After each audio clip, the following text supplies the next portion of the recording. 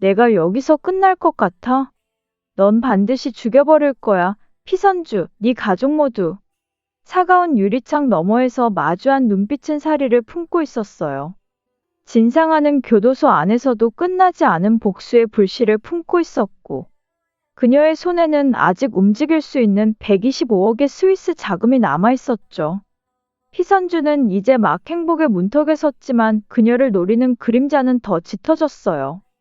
지금부터 감옥 안에 한 여자가 설계한 악몽의 전개 그리고 그들을 도운 의문의 인물까지 모든 진실을 총정리하며 이야기를 시작하겠습니다. 구독과 좋아요를 눌러주시면 제가 영상을 만드는데 큰 힘이 됩니다. 진상아는 유리창 너머로 피선주를 바라보며 천천히 입꼬리를 올렸어요. 넌 아직 끝난 게 아니야. 내가 무슨 짓을 할 수 있는지 보여줄게. 피선주의 눈빛이 흔들렸지만 그녀는 애써 담담한 얼굴을 유지했죠. 그녀의 손끝이 작게 떨렸고 싸늘한 공기가 감방 안을 감쌌어요. 그 순간 무언가 단단히 망가져 있다는 것을 피선주는 느꼈죠.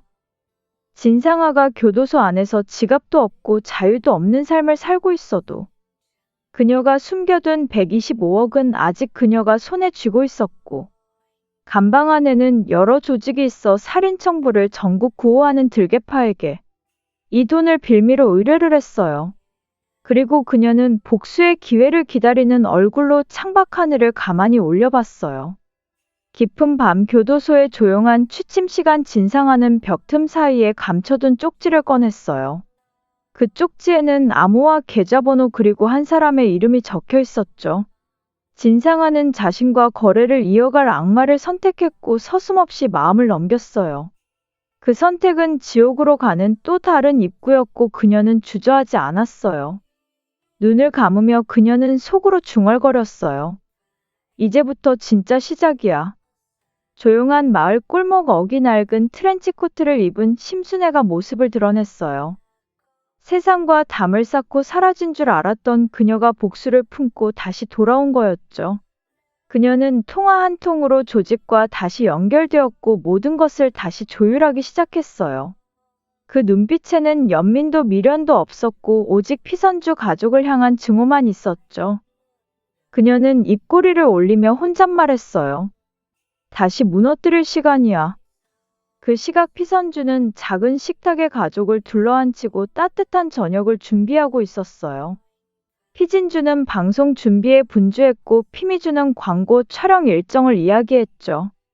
김소호는 웃으며 피선주의 어깨를 다정하게 감싸 안았고 모두가 평화를 꿈꿨죠. 그들은 몰랐어요. 어딘가에서 그들의 삶을 겨눈 시선이 있었다는 걸요. 그 평화는 오래가지 않을 환상이었어요. 작은 카페에서 김소호가 피선주에게 반지를 꺼내들었어요.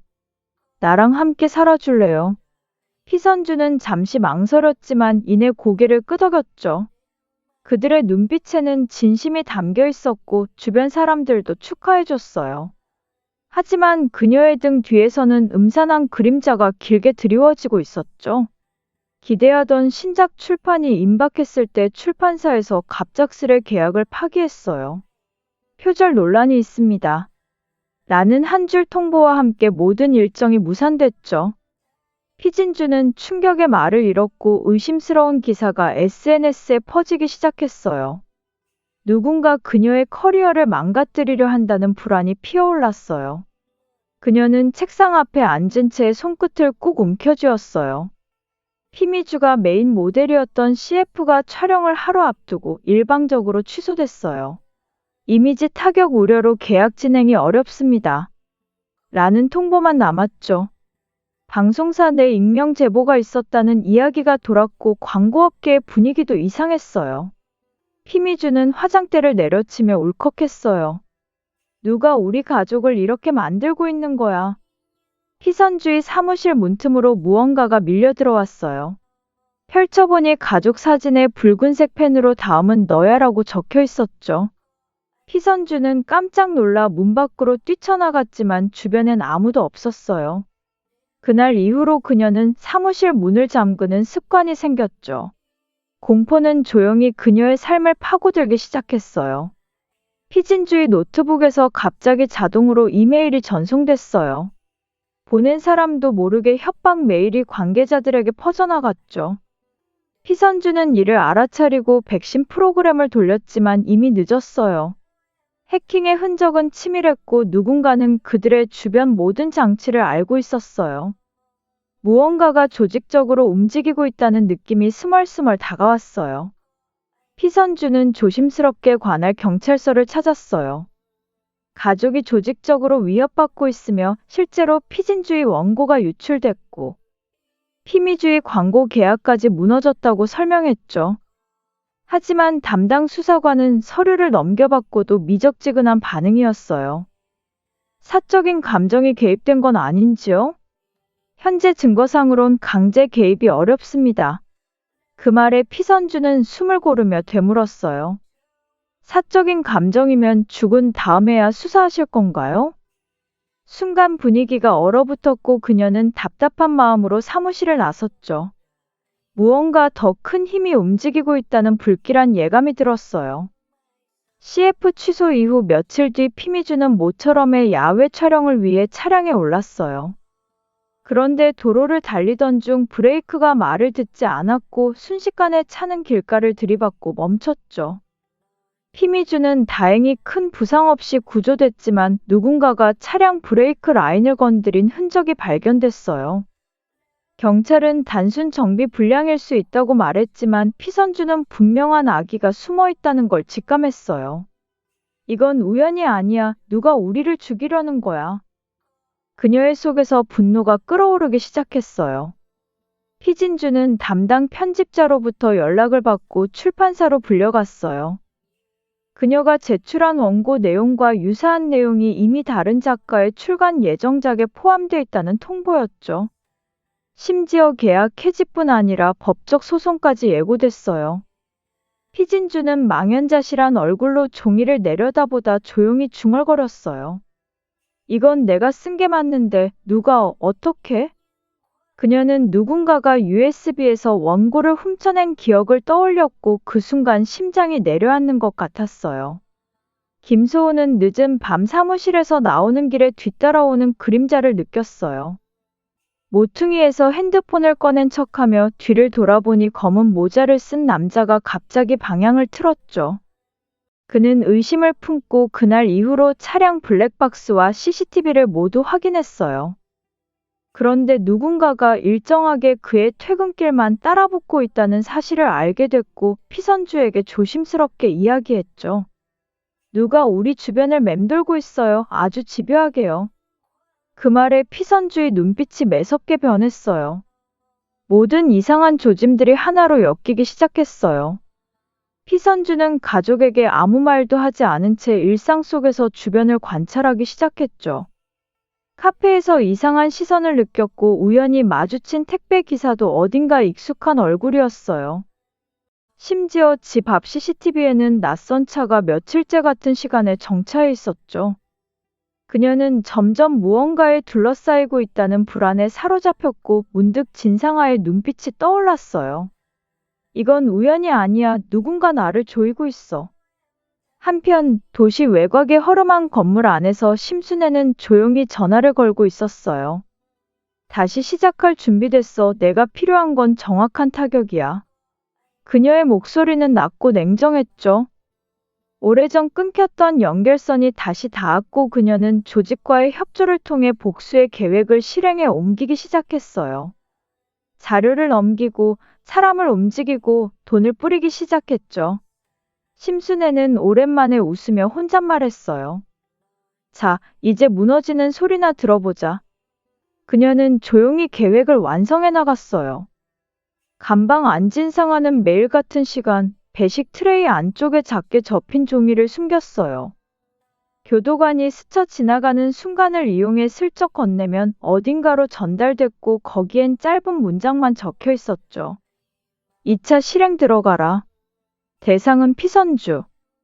그녀는 감방 안에서도 여전히 외부와의 연결을 유지하고 있었고 그 정보는 정확하게 흘러가고 있었어요. 무기력해 보였겠지만 난 아직 끝나지 않았어. 그녀는 눈을 감으며 만족스러운 듯 숨을 내쉬었어요. 연이은 사건들의 가족들은 점점 침묵해가기 시작했어요.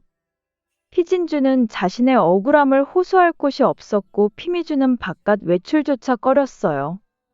김소호는 누군가의 감시 대상이 되었고 피선주는 밤마다 휴대폰을 붙들고 잠을 이루지 못했죠.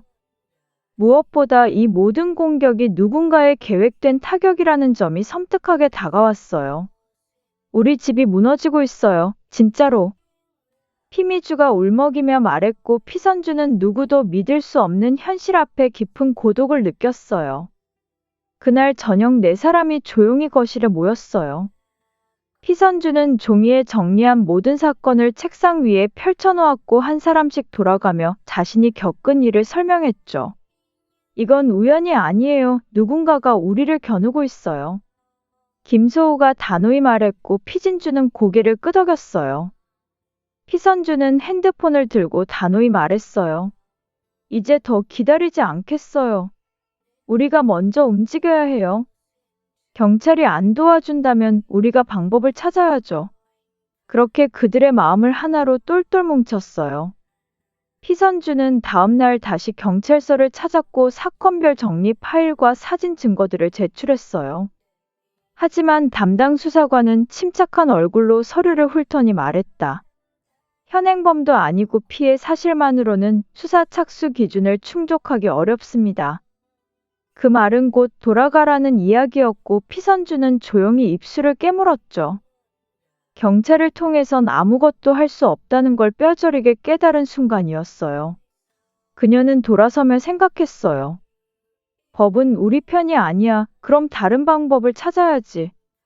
그날 저녁 피선주의 휴대폰에 알 수 없는 번호로 전화가 걸려왔어요.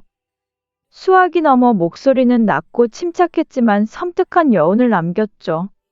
지금 당장 혼자 나와요. 가족을 지키고 싶다면. 상대는 장소도 알려주지 않았고 10분 안에 연락을 끊지 않으면 모두가 위험해질 거라 했어요. 피선주는 무작정 전화를 끊으려 했지만 이내 멈칫했어요. 그 말투와 속도는 누군가 철저히 계산된 위협이라는 걸 느꼈기 때문이었죠. 그녀는 숨을 고르고 조용히 나가기로 결심했어요. 차가운 밤 공기를 가르며 피선주는 혼자 외투를 여민 채 거리로 나섰어요. 상대가 알려준 장소는 오래된 창고 앞이었고 그곳엔 검은 승합차가 서 있었죠. 피선주는 망설였지만 주변을 둘러보며 조심히 다가갔어요. 그 순간 차량 문이 열리고 누군가가 그녀를 강하게 잡아당겼어요. 조용히 해. 아무 짓도 하지 말고 따라와. 그녀는 허리를 구부리고 필사적으로 저항했지만 제압당한 채 차량에 실리고 말았죠. 눈앞에서 도시의 불빛이 멀어져 갔어요. 피선주는 눈을 떴을 때 낡은 컨테이너 안에 혼자 묶인 채 앉아 있었어요. 주변은 철제벽으로 막혀 있었고 창문 하나 없이 칠흑 같은 어둠이 감싸고 있었죠. 팔목은 케이블 타이로 묶여 있었고 몸이 축축하게 식은 땀에 젖어 있었어요. 그녀는 침착하게 심호흡을 하며 주변을 살폈어요. 그런데 곧 발소리가 들려왔고 철문이 열리며 한 여인이 모습을 드러냈어요. 그 눈빛 하나로 모든 상황이 바뀌었어요. 오랜만이야. 피선주. 심순애였어요. 심순애는 어둠 속에서 천천히 걸어 나왔어요. 피선주는 혀끝을 깨물며 자세를 고쳐 앉았죠. 당신 왜 나한테 이러는 거예요? 그 질문에 심순애는 비웃으며 말했어요. 너 때문에 상아랑 내 인생, 그리고 그 가족, 다 내 것이었어야 해. 피선주는 할 말을 잃었어요. 복수의 동기가 이토록 집요한 질투에서 비롯된 거라는 사실에 소름이 돋았어요. 심순애는 걸음을 멈추고 피선주의 얼굴 가까이 다가가 속삭였죠. 너부터 무너뜨릴 거야. 그리고 나머지도. 피선주는 끝내 침묵을 깨며 물었어요. 이 모든 게 당신이 꾸민 일이에요? 피진주 원고 유출도, 피미주 사고도. 심순애는 고개를 끄덕이며 대답했어요. 그 애들 삶은 너와 이어졌기에 먼저 끊어줘야 했지. 그녀는 미친 듯 웃으며 말을 이었어요. 난 잃었지만 넌 가졌잖아. 그 차이가 나를 만들었어. 피선주는 끝까지 침착하려 애썼지만 속이 뒤집히는 걸 감출 수 없었어요.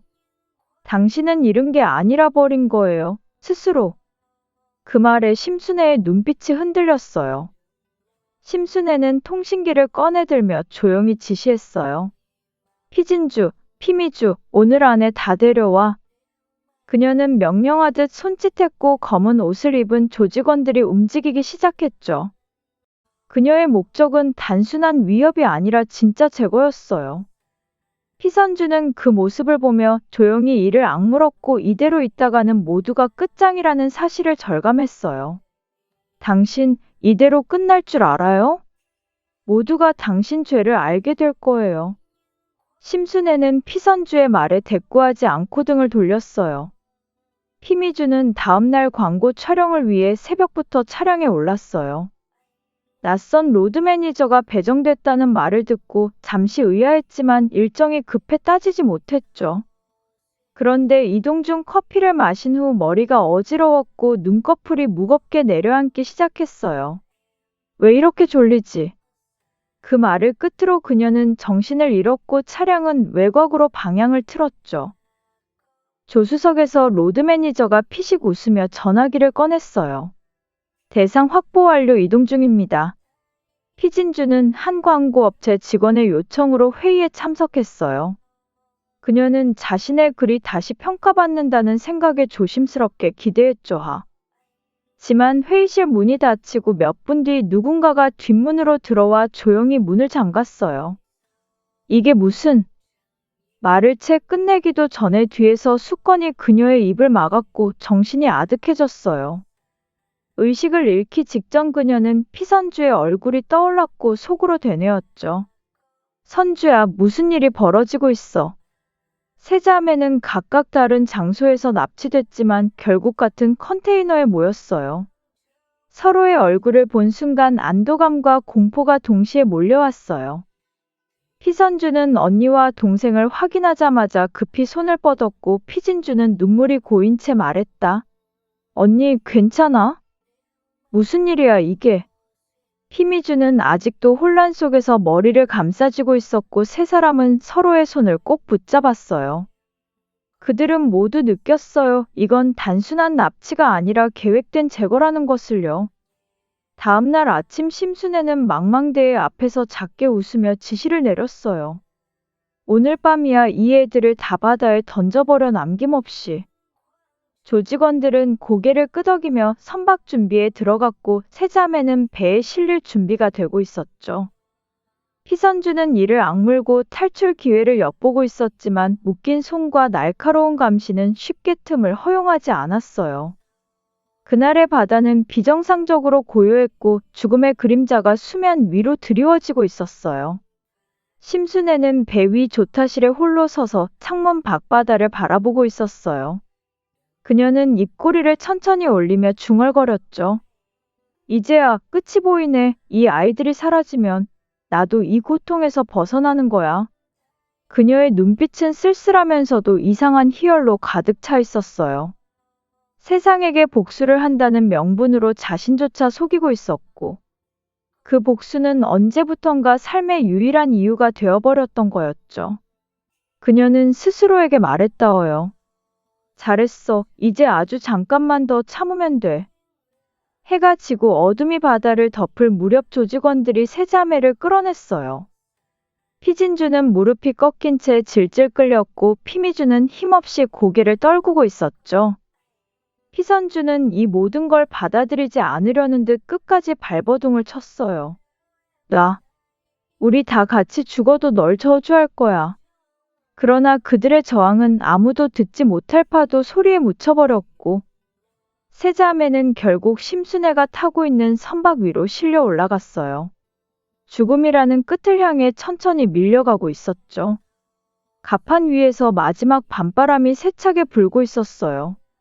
심순애는 피선주 앞에 섰고 둘은 서로의 얼굴을 똑바로 바라봤죠. 왜 하필 우리예요? 왜 이렇게까지 해야 했어요? 피선주가 침착하게 묻자 심순애는 잠시 말이 없었어요.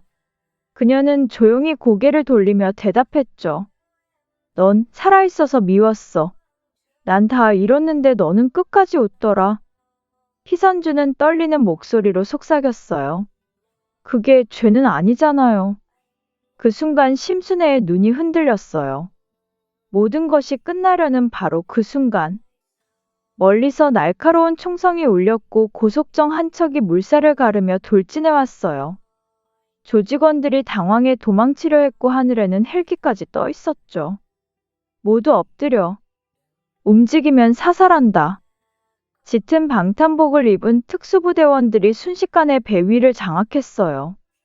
피선주는 고개를 돌려 소리쳤죠. 이쪽이에요. 여기 있어요. 눈앞에 펼쳐진 광경은 너무 갑작스럽고 강력한 구원이었어요. 선박 위로 마지막으로 올라온 인물이 있었어요. 모든 병사들이 경례를 하며 길을 열었고 그 사이로 짧은 머리에 단단한 눈빛을 가진 중년 여성이 나타났어요. 대상 확보 완료. 인질 3명 생존 확인. 그녀는 천천히 고개를 돌려 피선주를 바라봤고 피선주는 감사의 눈빛을 보내고 있었어요. 그때 그녀가 선주에게 말을 걸어왔어요. 여기 피선주 씨라고 계십니까? 자신의 이름을 알고 있는 그녀가 너무 이상했던 피선주는 몸을 움츠려들었죠. 그때 선주에게 다가간 그녀는 바로 자신이 죽은 줄 알았던 친엄마 설이라는 걸 밝혔어요. 피선주는 한 걸음도 다가가지 못한 채 주저앉았어요.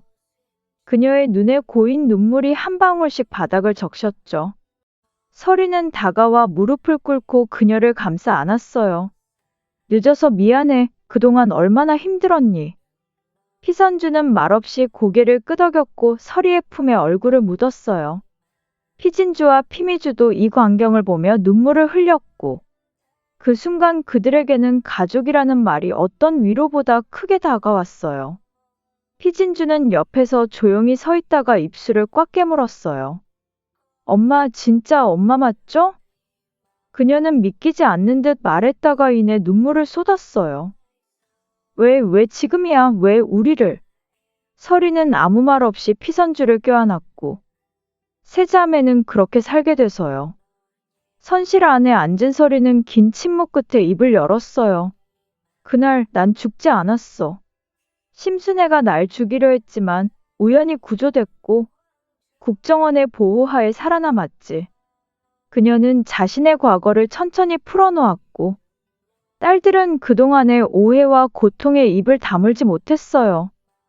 너의 곁에 있고 싶었지만 다가가면 더 위험해질까 두려웠어. 그 말에 피선주는 조용히 손을 얹으며 말했다.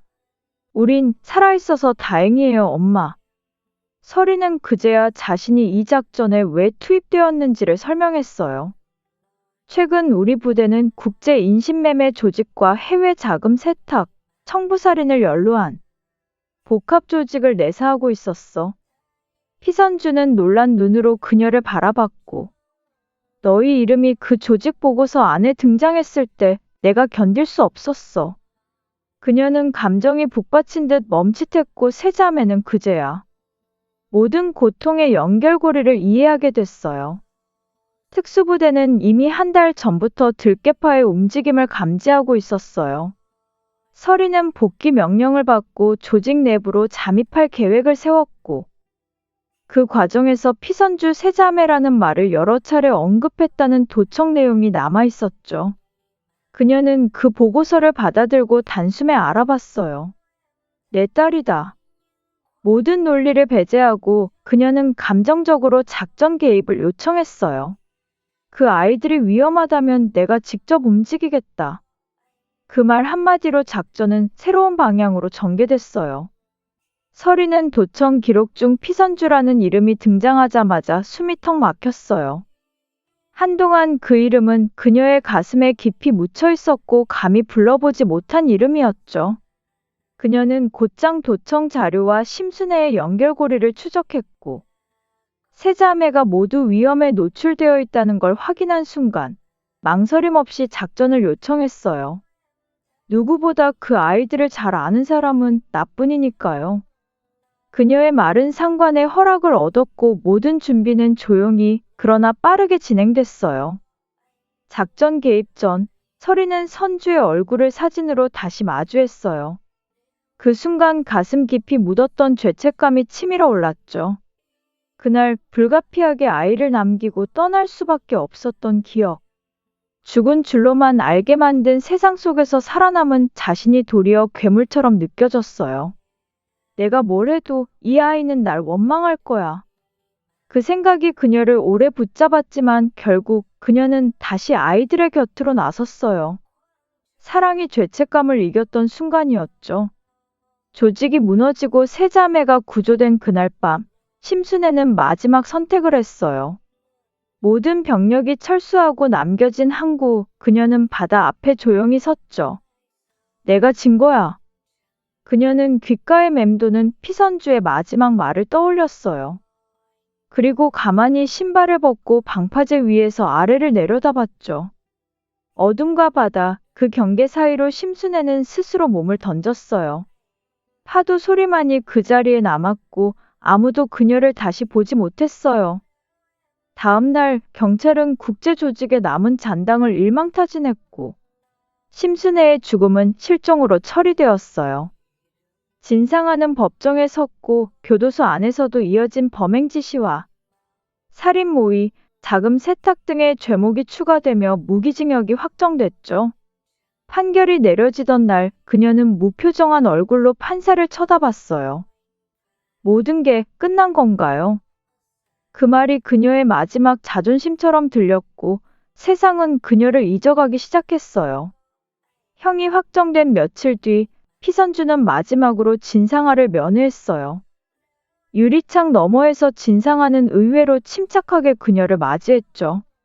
피선주는 조용히 입을 열었어요. 심순애, 바다에 몸을 던졌어요. 이제 아무도 당신 곁에 없어요.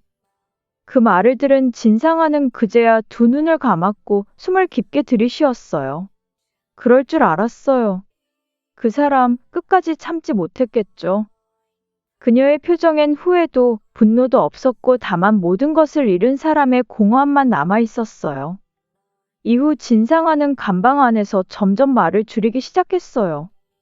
처음엔 혼잣말로 시작됐고 나중에는 아무에게도 반응하지 않았어요.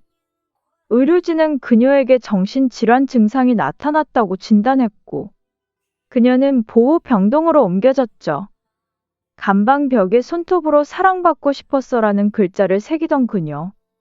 그 말은 수많은 죄의 무게보다 더 가슴 아픈 고백처럼 느껴졌어요. 아무도 그녀에게 손을 뻗지 않았고 그녀는 그렇게 세상과 단절되었어. 모든 일이 정리된 몇 달 후 세 자매는 각자의 길을 걸어갔어요. 피진주는 방송사와 정식 계약을 맺고 스타 예능 작가로 떠올랐고 그녀는 함께한 정태상과 조용한 결혼식을 올렸어요. 피미주는 자신의 사랑 정우상과 결혼을 올렸고요. 따뜻한 봄날 가족들 앞에서 예쁜 신부가 되었죠. 피선주는 김소우와 작은 예배당에서 약속을 나눴고 세 사람 모두 진짜 평범한 일상 속 행복을 되찾아갔어요. 결혼 후 피선주는 엄마 서리와 함께 조용한 바닷가에 앉아 있었어요. 두 사람은 한참을 아무 말 없이 바다를 바라보다가 서리가 먼저 입을 열었어요. 그날 이후 난 매일 후회했어. 피선주는 미소 지으며 그녀의 손을 잡았어요. 그래도 엄마가 왔잖아요. 그걸로 충분해요. 파도는 여전히 넘실거렸고 그 너머로 붉은 노을이 펼쳐졌어요. 그 순간이야말로 모든 고통과 그리움을 덮는 평화였어요. 한 달 후 작은 해안마을의 하얀 지붕에 집이 지어졌어요. 피진주가 쓴 새 소설의 인쇄로 마련한 집이었죠. 세 자매는 서리와 함께 그곳에서 계절을 보내기로 했어요. 꽃을 심고 저녁엔 함께 밥을 짓고 밤이면 창가에서 웃음꽃을 피웠어요. 여기가 진짜 우리 집이야 언니들.